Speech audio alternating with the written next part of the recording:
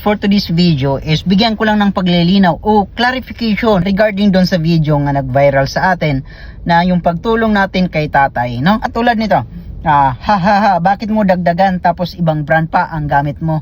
Galing mo ba? Bakit? Ano bang connect doon sa ibang brand na ginamit ko sa pag-rescue kay tatay? Sa akin yung brand na lang is walang conflict sa akin. Baka sa'yo, ikaw ang nag-comment, conflict sa'yo ang brand. No? Kung bakit kasi nanahimik yung tamang oil cap para dyan, papalitan ng hindi yung ang dapat. Kaya ganyan ang mangyayari kung hindi ka nakita, nakatsambahan ng pagkatok, gastos malala. Sakit yan ng mga hindi kontento kung anong nakalagay, maganda ang tingnan, wawasaki namang motor mo. No? Sinagot dito, ayan ko, anak ata to ni tatay. Sinagot dito, is regalo lang pala yung motor ni tatay. Yung binili yung motor na yon, second hand. Tapos ganyan na yung motor, parang naka-sit up na rin, parang pinapaganda na. Matanda na rin sa tatay. I think senior citizen na rin yon. So siguro, wag tayo nang yung yung keyboard warrior, no? Di halatang scripted, I am bot, no? So paano ba nagiging scripted 'yon, mga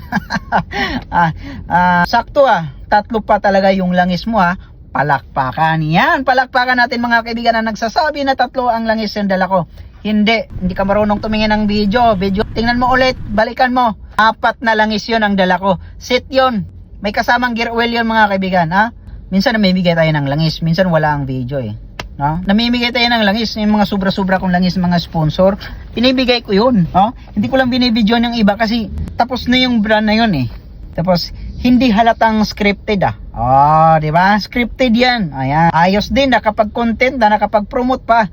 Ayos na ayos. Siyempre, ipopromote ko talaga yun. Yung langis na yun. Di ba? Dapat nga hindi ko ibibigay ni tatay yun Dapat sa akin yung magagamit ko pa rin yun. Pero magagamit rin yun kay tatay. Scripted ng putik. Di ba? Ayos di halatang scripted. Di ba? Ako lang ba parang scripted yung video. Ginaya yung content ni Idol. Pesyo. Di ba? Meron pa isa dito. Yun din ang nasa isip ko Isipin mo kahit vlogger di nagdadala ng ganyang kadaming langis. At take note, langis lang ang dala. Sakto nasiraan, langis need. Ay nako, may langis talaga akong dalang that time. Kasi galing ko sa isang brand. Kaya nasaktuhan lang yun si tatay talaga. Scripted Idol ata pero if hindi scripted, Lods, good job. Sana madami ka pang matulungan. Ayan, meron siyang twist dito. Galing na naisip mong content, parang totoo ang pagtulong mo. Naku po, bakit hindi naman totoo? Bukal sa kalooban ko yung tulungan si tatay. Kung hindi ko tulungan yun, papatabihin ko na lang. Tapos, iwan ko na. Diba? Ang ibang mga negative comment na nagsasabing scripted daw. Idol daw. Kung sino mo yung sinasabi nyong idol nyo, idol nyo, hindi ko pwedeng gayahin yon, mga boss, mga sir, mga kaibigan. Hindi ko pwedeng gayahin yon. Mekaniko na siya. Ako hindi ko mekaniko. May alam lang ako, may kunting idea lang ako. Kasi motor ko, pinag-aralan ko. Para sa pagdating ng panahon na may minor na sira, kaya kong gawin. At sa iba na nasiraan din na alam ko naman paano gagawin, isi-share ko, at least nakakatulong ako. No, wag yung keyboard warrior. 'Di ba? Kung sino mo yung in-idol nyo, okay, wala tayong doon, pero hindi ko ginagaya siya. Sa mga nanonood na o sa mga natulungan ko dati, marami akong natulungan. Pero binago ko na sa ngayon kasi meron kasi nangyayari ngayon na pakunwaring nasiraan tapos hold upin ka, 'di ba?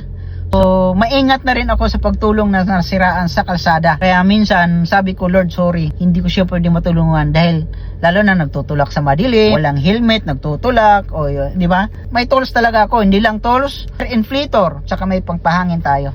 May mga na-flatan nga, nasiraan, natulungan rin natin. Bigyan ko lang paglilinaw bakit kami nagkatagpo at nandoon nagkaabot kami ni tatay noon sa Ruas Boulevard.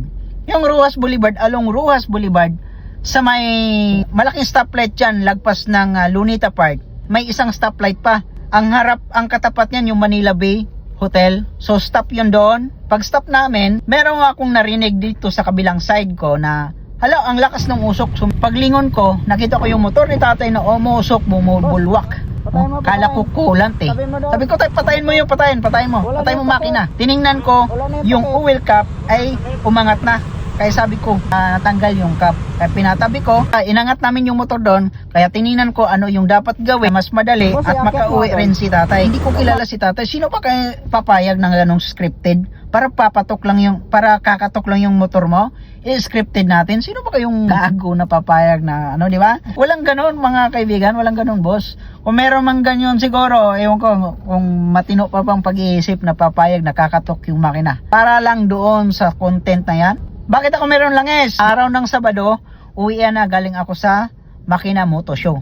Second day yun ng Makina Moto Show. That time wala akong dalang tools, iniwan ko sa bahay. Dahil alam ko meron akong langis dadalhin sa pag-uwi. Kaya meron akong langis. Galing ako sa Petronas booth na nag-promote ng langis ng Petronas. No hard feeling to Sinabi ko lang, binigyan ko lang yan ng paglilinaw. Kaya masasabi ko, hindi scripted. Kuno, hindi scripted yon. Sakit sa pakiramdam. Alam niyo mga kaibigan, ako ay nasaktan.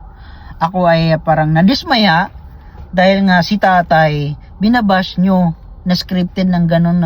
No? Okay lang sana ako ibabash nyo. Si tatay kasi tinulungan ko tapos ibabash nyo. Huwag naman sanang ganon mga kaibigan. Pero hindi naman ako galit sa inyo. Binigyan ko lang kayo ng paglilinaw o clarification about doon sa video. Kaya peace yun mga kaibigan. Kaya drive safe tayo na. Pag nakita kita, nasiraan ka sa daan, matutulungan rin kita kung ano ang kaya kong maitutulong sa'yo. Yan lang mga kaibigan. Maraming salamat sa inyong panonood at hindi scripted yon.